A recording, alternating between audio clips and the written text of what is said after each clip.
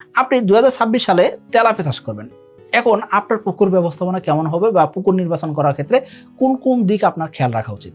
দেখুন, শীতকালীন সময়ে পুকুরে পানি কমে গেছে। এই সময় আপনি যদি পুকুরটা সেচ দিয়ে ভালো করে পুকুরটা রেডি করে নিতে পারেন, শীতের পরে মার্চ মাসের 15 তারিখের পর থেকে কিন্তু তেলাপিয়ার পোনা ডেলিভারি শুরু হয়। সো এসে তেলাপিয়ার পোনা আপনি ডেলিভারি নিতে পারবেন মার্চ মাসের 15 তারিখের পর থেকে।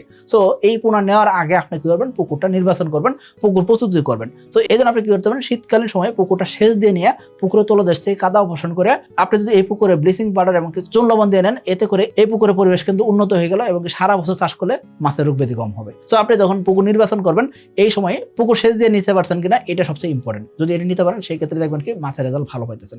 এখন পুকুর নির্বাচনের ক্ষেত্রে কোন দিকগুলো ভালো করে খেয়াল রাখা উচিত? এক নম্বর হলো পুকুরটা সেচ দেওয়া। দ্বিতীয় যে জিনিসটা খেয়াল করা, সেটা কি পুকুরের চারপাশে যাতে গাছপালা কম থাকে, সূর্য আলো যাতে বেশি পৌঁছাতে পারে, এই ধরনের পুকুর নির্বাচন করা। আর অবশ্যই তেলাপিয়া চাষে লাভবান হতে চাইলে, বাণিজ্যিক খামার করতে চাইলে 33% উপর পুকুর হওয়াটা খুব জরুরি।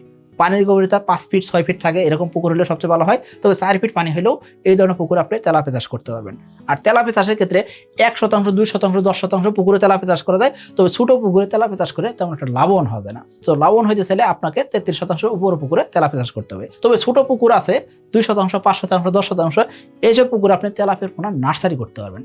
নার্সারি করে মাছগুলো সাইজ করে নিয়ে আপনি বড় পুকুরে চাষে দিতে চান, সেটাও কিন্তু সম্ভব। তো আপনার পুকুর নির্বাচনের ক্ষেত্রে এই ধরনের জিনিসগুলো শীতকালীন সময় যদি আপনি ব্যবস্থাপনা করতে পারেন, শীতের পরে তেলাপিয়া চাষে দেওয়ার সময় আপনি দেখবেন কি মাছের রেজাল্ট ভালো পাইতেছেন, মাছের গ্রোথ ভালো আসতেছে, মাছ রোগ ব্যাধিতে আক্রান্ত হইতেছে না এবং দ্রুত সময় মাছ বিক্রি করতে পারতেছেন। তো আপনি এই ধরনের ব্যবস্থাপনাগুলো এখনই নিতে পারেন।